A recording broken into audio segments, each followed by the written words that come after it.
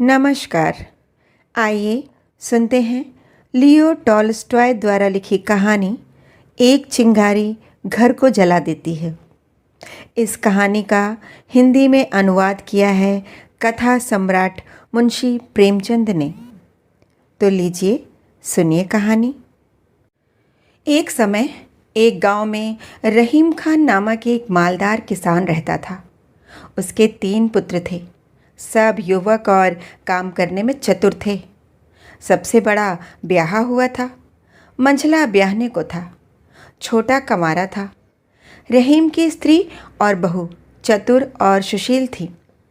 घर के सभी परानी अपना अपना काम करते थे। केवल रहीम का बूढ़ा बाप दमे के रोग से पीड़ित होने के कारण कुछ कामकाज न करता था। 7 वर्षों से वह केवल खाट पर पड़ा रहता था। रहीम के पास 3 बैल, 1 गाय, 1 बछड़ा, 15 भेड़ें थीं। स्त्रियां खेती के काम में सहायता करती थीं।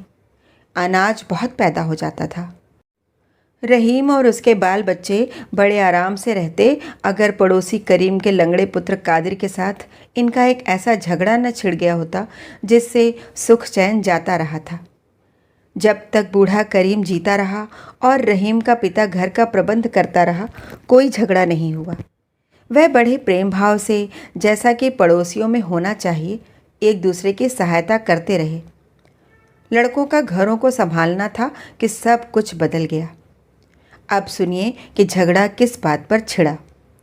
रहीम की बहू ने कुछ मुर्गियां पाल रखी थीं। एक मुर्गी नित्य पशुशाला में जाकर अंडा दिया करती थी। बहू शाम को वहाँ जाती और अंडा उठा लाती। एक दिन दैवगति से वह मुर्गी बालकों से डरकर पड़ोसी के आंगन में चली गई और वहाँ अंडा दे आई। शाम को बहू ने पशुशाला में जाकर देखा तो अंडा वहाँ न था। सास से पूछा, उसे क्या मालूम था? देवर बोला कि मुर्गी पड़ोसिन के आंगन में कुड़कुड़ा रही थी, शायद वहाँ अंडा दे आई हो।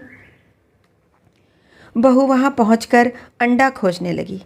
भीतर से कादिर की माता निकलकर पूछने लगी, बहू क्या है? बहू, मेरी मुर्गी तुम्हारे आंगन में अंडा दे गई है, उसे खोजती हूँ। तुमने देखा हो तो बता दो। कादिर की माँ ने कहा, मैंने नहीं देखा। क्या हमारी मुर्गियाँ अंडे नहीं देती कि हम तुम्हारे अंडे बटोरते फिरेंगी? दूसरों के घर जाकर अंडे खोजने की हमारी आदत नहीं। यह सुनकर बहू आग हो गई, लगी बकने। कादिर की माँ कुछ कम न थी, एक एक बात के 100 उत्तर दिए। रहीम की स्त्री पानी लाने बाहर निकली थी। गाली गलौज का शोर सुनकर वह भी आ पहुंची। उधर से कादिर की स्त्री भी दौड़ पड़ी। अब सबकी सब इकट्ठी होकर लगी गालियां बकने और लड़ने। कादिर खेत में से आ रहा था, वह भी आकर मिल गया। इतने में रहीम भी आ पहुंचा। पूरा महाभारत हो गया। अब दोनों गुथ गए। रहीम ने कादिर की दाढ़ी के बाल उखाड़ डाले। गांव वालों ने आकर बड़ी मुश्किल से उन्हें छुड़ाया, पर कादिर ने अपनी दाढ़ी के बाल उखाड़ लिए और हाकिम परगना के इजलास में जाकर कहा, मैंने दाढ़ी इसलिए नहीं रखी थी जो यूँ उखाड़ी जाए। रहीम से हर्जाना लिया जाए। पर रहीम के बूढ़े पिता ने उसे समझाया, बेटा ऐसा तुच्छ बात पर लड़ाई करना मूर्खता नहीं तो क्या है? जरा विचार तो करो, सारा बखेड़ा सिर्फ एक अंडे से फैला है। कौन जाने, शायद किसी बालक ने उठा लिया हो। और फिर अंडा था कितने का? परमात्मा सबका पालन पोषण करता है। पड़ोसी यदि गाली भी दे तो क्या गाली के बदले गाली देकर अपनी आत्मा को मलिन करना उचित है? कभी नहीं। खैर, अब तो जो होना था वह हो ही गया। उसे मिटाना उचित है, बढ़ाना ठीक नहीं। क्रोध पाप का मूल है। याद रखो, लड़ाई बढ़ाने से तुम्हारी ही हानि होगी। परंतु बूढ़े की बात पर किसी ने कान न धरा। रहीम कहने लगा, कादिर को धन का घमंड है। मैं क्या किसी का दिया खाता हूँ? बड़े घर न भेज दिया तो कहना। उसने भी नालिश ठोक दी। यह मुकदमा चल ही रहा था कि कादिर की गाड़ी की एक कील खो गई। उसके परिवार वालों ने रहीम के बड़े लड़के पर चोरी की नालिश कर दी। अब कोई दिन ऐसा न जाता था कि लड़ाई न हो। बड़ों को देखकर बालक भी आपस में लड़ने लगे। जब कभी वस्त्र धोने के लिए स्त्रियां नदी पर इकट्ठी होती थीं तो सिवाय लड़ाई के कुछ काम न करती थी। पहले पहल तो गाली गलौज पर ही बस हो जाती थी, पर अब वे एक दूसरे का माल चुराने लगे। जीना दुर्लभ हो गया।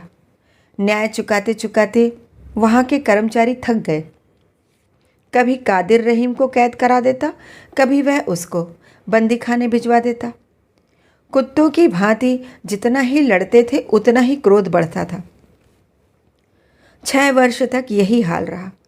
बूढ़े ने बहुतेरा सिर पटका कि लड़कों क्या करते हो, बदला लेना छोड़ दो, बैर भाव त्याग कर अपना काम करो, दूसरे को कष्ट देने से तुम्हारी ही हानि होगी।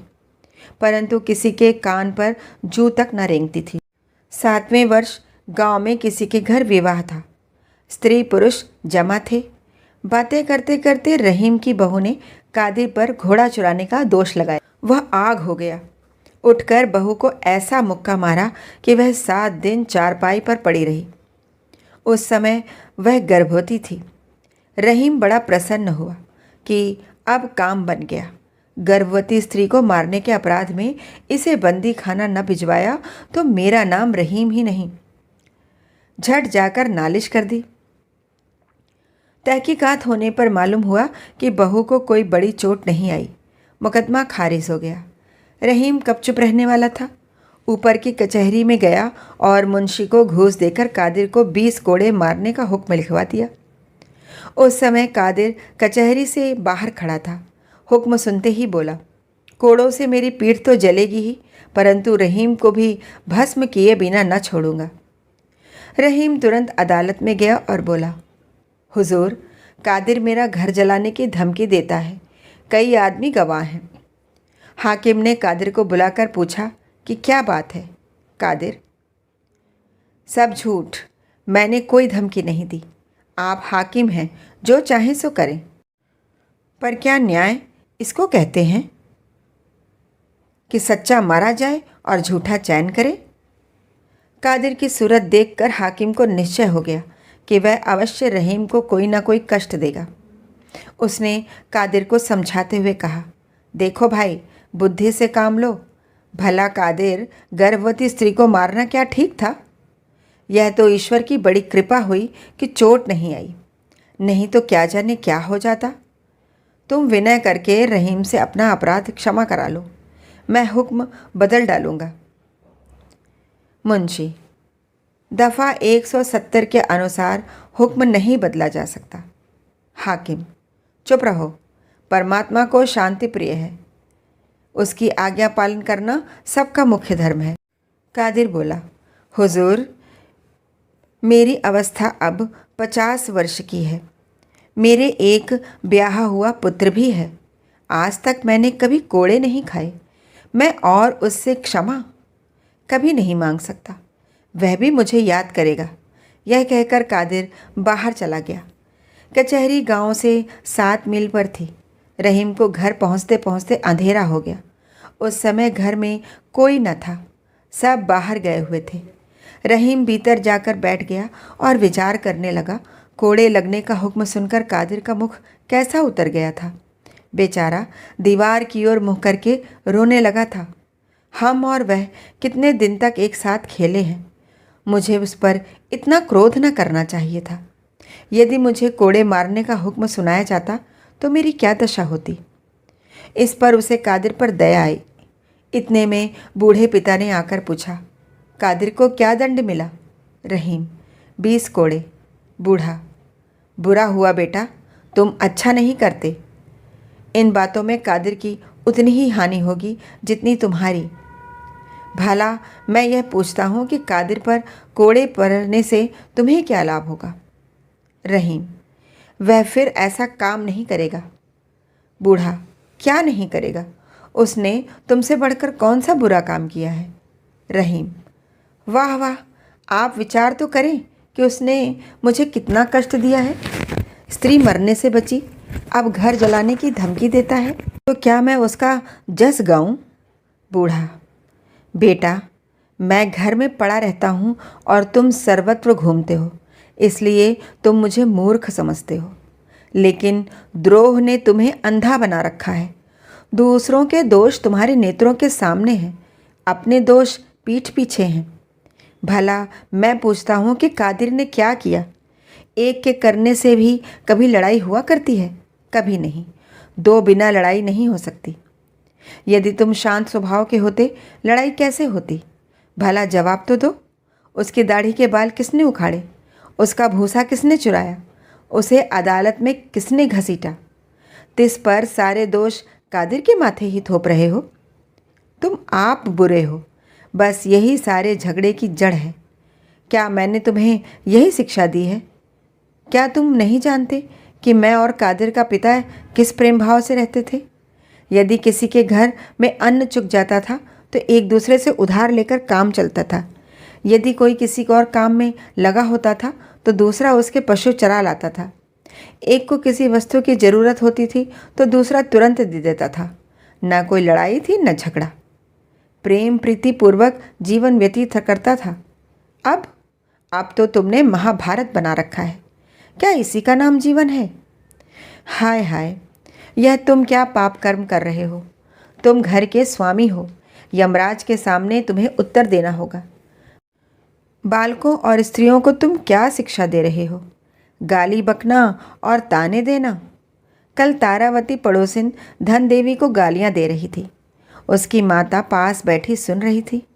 क्या यही भलमन सही है? क्या गाली का बदला गाली होना चाहिए?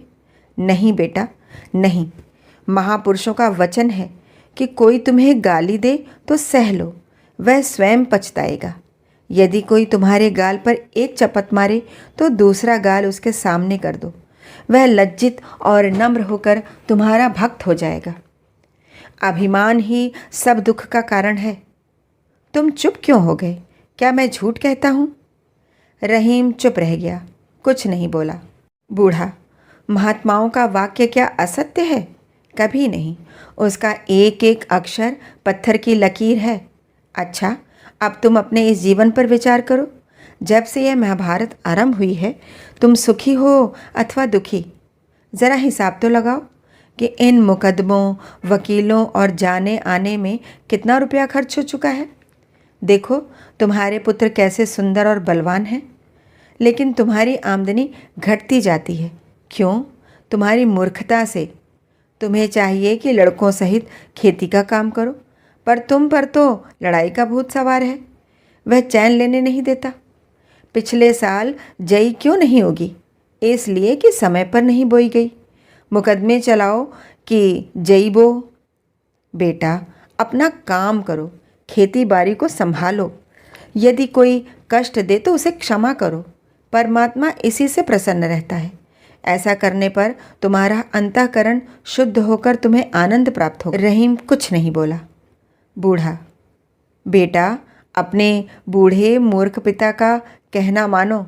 जाओ कचहरी में जाकर आपस में राजीनामा कर लो। कल शबे रात है। कादिर के घर जाकर नम्रतापूर्वक उसे न्योता दो और घर वालों को भी यही शिक्षा दो कि बैर छोड़कर आपस में प्रेम बढ़ाएं। पिता की बातें सुनकर रहीम के मन में विचार हुआ कि पिताजी सच कहते हैं। इस लड़ाई झगड़े से हम मिट्टी में मिले जाते हैं, लेकिन इस महाभारत को किस प्रकार समाप्त करूं? बूढ़ा उसके मन की बात जानकर बोला: बेटा, मैं तुम्हारे मन की बात जान गया। लज्जा त्याग, जाकर कादिर से मित्रता कर लो। फैलने से पहले ही चिंगारी को बुझा देना उचित है। फैल जाने पर फिर कुछ नहीं बनता। बूढ़ा कुछ और कहना चाहता था कि स्त्रियां कोलाहल करती हुई भीतर आ गईं। उन्होंने कादिर के दंड का हाल सुन लिया था। हाल में पड़ोसिन से लड़ाई करके आई थीं। आकर कहने लगी कि कादिर यह भय दिखाता है कि मैंने घूस देकर हाकिम को अपनी ओर फेर लिया है। रहीम का सारा हाल लिखकर महाराज की सेवा में भेजने के लिए विनय पत्र तैयार किया है। देखो क्या मजा चखाता हूँ। आधी जायदाद न छीन ली तो बात ही क्या है। यह सुनना था कि रहीम के चित्त में फिर से आग दहक उठी। आषाढ़ी बोने की ऋतु थी। करने को काम बहुत था। रहीम भूसौल में गया और पशुओं को भूसा डालकर कुछ काम करने लगा। इस समय वह पिता की बातें और कादिर के साथ लड़ाई सब कुछ भूला हुआ था। रात को घर में आकर आराम करना ही चाहता था कि पास से शब्द सुनाई दिया, वह दुष्ट वध करने के ही योग्य है, जी कर क्या बनाएगा। इन शब्दों ने रहीम को पागल बना दिया। वह चुपचाप खड़ा कादिर को गालियां सुनाता रहा। जब वह चुप हो गया तो वह घर में चला गया। भीतर आकर देखा कि बहू बैठी ताक रही है, स्त्री भोजन बना रही है, बड़ा लड़का दूध गर्म कर रहा है, मंझला झाड़ू लगा रहा है, छोटा भैंस चराने बाहर जाने को तैयार है। सुख की यह सब सामग्री थी, परंतु पड़ोसी के साथ लड़ाई का दुख सहा न जाता था। वह जला भुना भीतर आया। उसके कान में पड़ोसी के शब्द गूंज रहे थे। उसने सबसे लड़ना आरंभ किया। इतने में छोटा लड़का भैंस चराने बाहर जाने लगा। रहीम भी उसके साथ बाहर चला गया। लड़का तो चल दिया, वह अकेला रह गया। रहीम मन में सोचने लगा, कादिर बड़ा दुष्ट है। हवा चल रही है, ऐसा न हो पीछे से आकर मकान में आग लगाकर भाग जाए। क्या अच्छा हो कि जब वह आग लगाने आए तब उसे मैं पकड़ लूँ, बस फिर कभी नहीं बच सकता। अवश्य उसे बंदी खाने जाना पड़े। यह विचार करके वह गली में पहुंच गया। सामने उसे कोई चीज़ हिलती दिखाई दी। पहले तो वह समझा कि कादिर है, पर वहाँ कुछ न था। चारों ओर सन्नाटा था। थोड़ी दूर आगे जाकर देखता क्या है कि पशुशाला के पास एक मनुष्य जलता हुआ फूस का पूला हाथ में लिए खड़ा है। ध्यान से देखने पर मालूम हुआ कि कादिर है। फिर क्या था, जोर से दौड़ा कि उसे जाकर पकड़ ले। रहीम अभी वहां पहुंचने न पाया था कि छप्पर में आग लगी। उजाला होने पर कादिर प्रत्यक्ष दिखाई देने लगा। रहीम बाज की तरह झपटा, लेकिन कादिर उसकी आहट पाकर चंपत हो गया।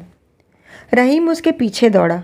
उसके कुर्ते का पल्ला हाथ में आया ही था कि वह छुड़ाकर फिर भागा। रहीम धड़ाम से पृथ्वी पर गिर पड़ा। उठकर फिर दौड़ा। इतने में कादिर अपने घर पहुंच गया।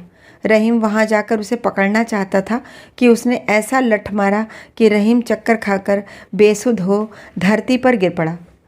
सुध आने पर उसने देखा कि कादिर वहां नहीं है। फिर कर देखता है तो पशुशाला का छप्पर जल रहा है। ज्वाला प्रचंड हो रही है और लपटें निकल रही हैं।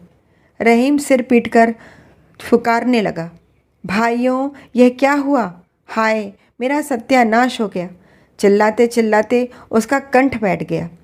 वह दौड़ना चाहता था, परंतु उसकी टांगें लड़खड़ा गईं। वह धम्म से धरती पर गिर पड़ा, फिर उठा। घर के पास पहुंचते पहुंचते आग चारों ओर फैल गई। अब क्या बन सकता है। भय से पड़ोसी भी अपना असबाब बाहर फेंकने लगे। वायु के वेग से कादिर के घर में भी आग जा लगी। यहाँ तक कि आधा गांव जलकर राख का ढेर हो गया। रहीम और कादिर दोनों का कुछ न बचा। मुर्गियाँ, हल, गाड़ी, पशु, वस्त्र, अन्न, भूसा आदि सब कुछ स्वाहा हो गया। इतना अच्छा हुआ कि किसी की जान नहीं गई। आग रात भर जलती रही। वह कुछ असबाब उठाने भीतर गया, परंतु ज्वाला ऐसी प्रचंड थी कि जा न सका। उसके कपड़े और दाढ़ी के बाल झुलस गए। प्रातःकाल गांव के चौधरी का बेटा उसके पास आया और बोला, रहीम तुम्हारे पिता की दशा अच्छी नहीं है, वह तुम्हें बुला रहे हैं। रहीम तो पागल हो रहा था। बोला, कौन पिताजी? चौधरी का बेटा। तुम्हारे पिता? इसी आग ने उनका काम तमाम कर दिया है। हम उन्हें यहाँ से उठाकर अपने घर ले गए थे। अब वह बच नहीं सकते। चलो अंतिम भेंट कर लो। रहीम उसके साथ हो लिया। वहाँ पहुँचने पर चौधरी ने बूढ़े को खबर दी कि रहीम आ गया है। बूढ़े ने रहीम को अपने निकट बुलाकर कहा, बेटा मैंने तुमसे क्या कहा था, गांव किसने जलाया? रहीम, कादिर ने। मैंने आप उसे छप्पर में आग लगाते देखा था। यदि मैं उसे उसी समय पकड़कर पूले को पैरों तले मल देता तो आग कभी न लगती। बूढ़ा, रहीम मेरा अंत समय आ गया। तुमको भी एक दिन अवश्य मरना है, पर सच बतलाओ कि दोष किसका है? रहीम चुप हो गया। बूढ़ा, बताओ, कुछ बोलो तो। फिर यह सब किसकी करतूत है, किसका दोष है? रहीम, मेरा। पिताजी क्षमा कीजिए, मैं खुदा और आप दोनों का अपराधी हूँ। बूढ़ा, रहीम।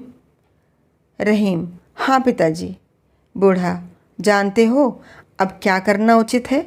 रहीम, मैं क्या जानूँ, मेरा तो अब गांव में रहना कठिन है। बूढ़ा, यदि तू परमेश्वर की आज्ञा मानेगा तो तुझे कोई कष्ट न होगा। देख, याद रख, अब किसी से न कहना कि आग किसने लगाई थी। जो पुरुष किसी का एक दोष क्षमा करता है, परमात्मा उसके 2 दोष क्षमा करता है। यह कहकर खुदा को याद करते हुए बूढ़े ने प्राण त्याग दिए। रहीम का क्रोध शांत हो गया। उसने किसी को न बुलाया कि आग किसने लगाई थी। पहले पहल तो कादिर डरता रहा कि रहीम के चुप रह जाने में भी कोई भेद है। फिर कुछ दिनों पीछे उसे विश्वास हो गया कि रहीम के चित्त में अब कोई वैर भाव नहीं रहा। बस फिर क्या था, प्रेम में शत्रु भी मित्र हो जाते हैं। वे पास पास घर बनाकर पड़ोसियों की भांति रहने लगे। रहीम अपने पिता का उपदेश कभी न भूलता था कि फैलने से पहले ही चिंगारी को बुझा देना उचित है। अब यदि कोई कष्ट देता तो वह बदला लेने की इच्छा नहीं करता। यदि कोई उसे गाली देता तो सहन करके वह यह उपदेश करता कि कुवचन बोलना अच्छा नहीं। अपने घर के प्राणियों को भी वह यही उपदेश दिया करता। पहले की अपेक्षा अब उसका जीवन बड़े आनंदपूर्वक कटता है। कहानी सुनने के लिए बहुत बहुत धन्यवाद।